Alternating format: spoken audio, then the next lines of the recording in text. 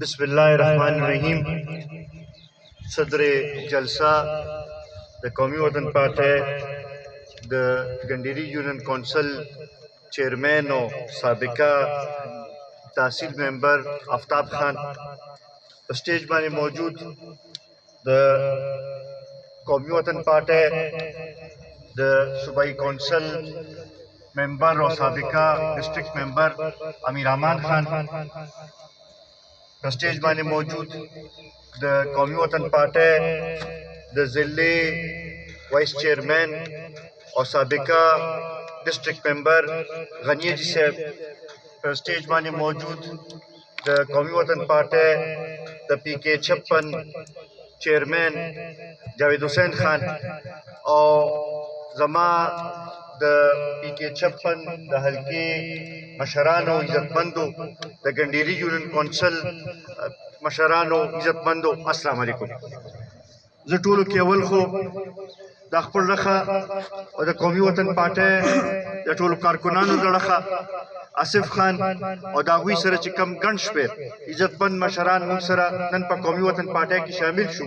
هغوی ته هرکلیم وایو او دا یقینداني وله ورکوو چې هغوی یو صحیح فیصله کړې ده او انشاءالله یو ځای به د پښتون قام د ترقۍ د سوکالۍ لپاره جدوجهد به کوو به او انشاءالله دا قام به د ترقۍ په لار روانوو.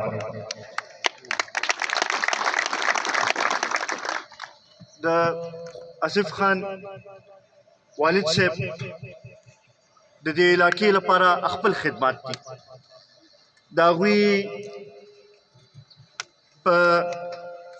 مختلف طریقونو کې د علاقې د حقوقو لپاره خپل یو جدوجهد یې کړی،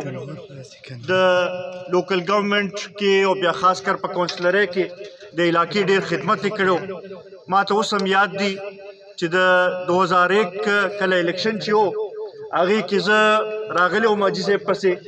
او ماښام کې مونږ حاجي صاحب سره بلو شوي وو او هغوی هغه وخت کې زمونږ مرسته کړې وه او مونږ سره ډېر په نرتوب باندې هلته کې مونږ سره ولاړ وو او زمونږ امیدوار یې کامیاب کړی و.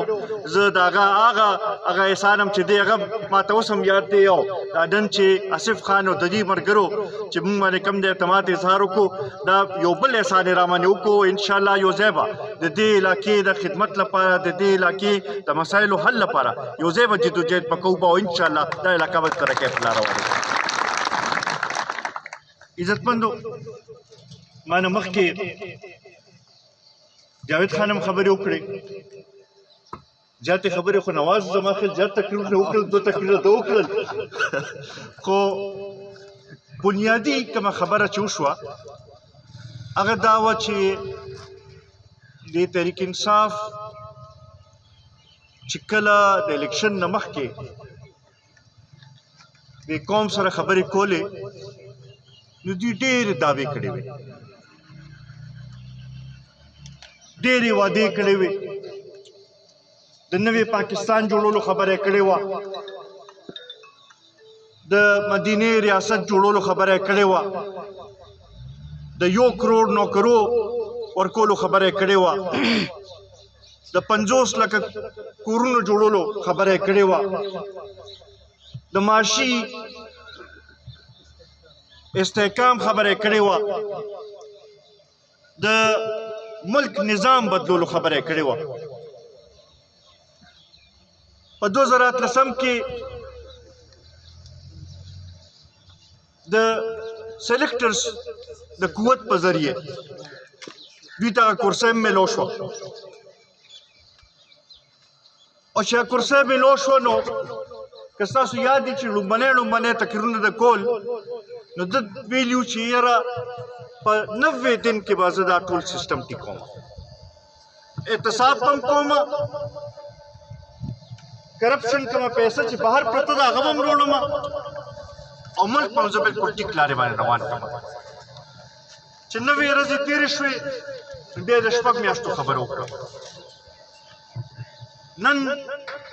که تاسو وګورئ نو د 1000 نه زیاتې ورځې یې تېرې شوې.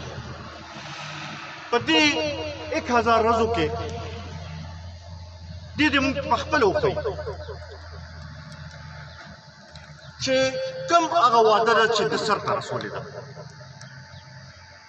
کوم هغه خبره ده چې په هغې باندې ده عمل کړی دی